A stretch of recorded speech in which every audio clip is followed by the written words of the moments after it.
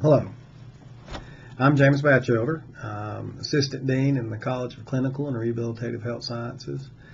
I've been at ETSU for, as many of y'all know, for almost 17 years now.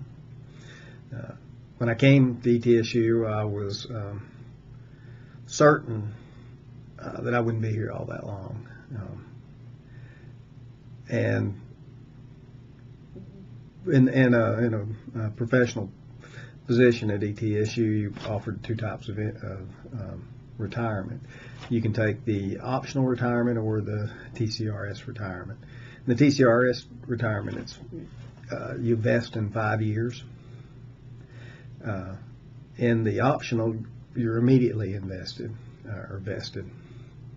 So, with my certainty of who I was and what I was going to do, I took the optional retirement because I knew there was no way in the world I would be at ETSU for 5 years. And I didn't want to waste the retirement option that was there.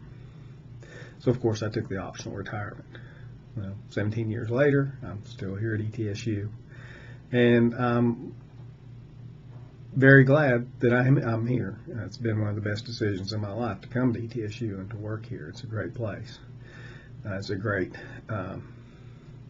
position that I originally was in. I was the assistant bursar, managed the student accounts, and now I'm assistant dean in clinical and rehabilitative health sciences. I'm also recently got a dual appointment to be the director of resource analysis, working with the budget office and the office of planning and decision support, working with our new budget model that I've been fortunate to work on. But there were a lot of things that I knew, that I've been certain of in my whole life, that now, just like that decision, I just knew I wasn't going to be here for 5 years, and I was really wrong. So knowing something is variable in a lot of ways. Who I am, I'm not the same person that I was 17 years ago. I knew a lot back then. Now I know how much I don't know. I've really been able to open my eyes up and to see things from a whole lot of different perspectives.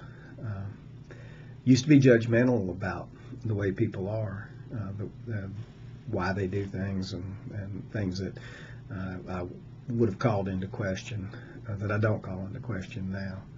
Part of that has to do with illness. Even 17 years ago, I was fighting hepatitis C, and it was working on my liver. Since that point, 4.5 years ago, I had a liver transplant. Doing great, but I was at death's door, and going through an experience like that is humbling. It makes you reevaluate how you look at things, how you look at the world, and how you consider things. I now look at things completely differently. I look at people differently. If someone may not treat me the way that I think I ought to be treated, I don't react the way that I used to react, because I don't know what they're going through. I don't know what brought them to that point that day. I don't know if they had an argument with their spouse or with their, if it's a student. I don't know if they're having a hard time and struggling with changes in life. If they're ill, if they have some kind of illness that they're trying to deal with. So I try to make sure that I'm not judgmental anymore, and I used to be. But knowing is a very interesting concept. Knowing who we are, knowing what the world is. I still have some very strong faith beliefs, and I base them on, I don't mind saying that I read the Bible and I believe in what the Bible says. So I have some very strong faith beliefs, but I don't have a lot of judgmental beliefs anymore.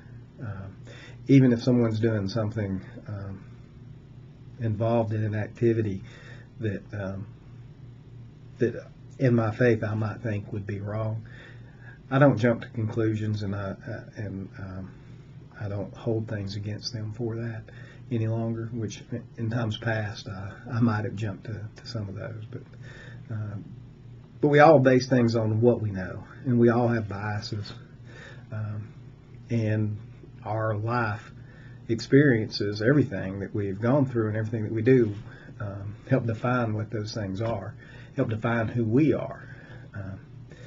I just hope that the experiences that I've had have made me a better person, made me more understanding, and hopefully understandable as well.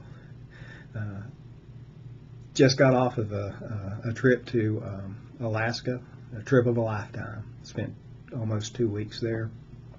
Did a land tour in Denali. Almost got to see wild Alaska. We saw a grizzly stalking a moose and its young calf that wasn't more than a couple hours old. It was still wobbly, and fortunately the grizzly didn't get the calf. Not certain that it didn't get the calf later on, but it didn't get it in front of us, which I was glad that we didn't actually get to experience wild Alaska, even though we did get to see a glimpse of it. I saw lots of moose and things, and also saw some other items.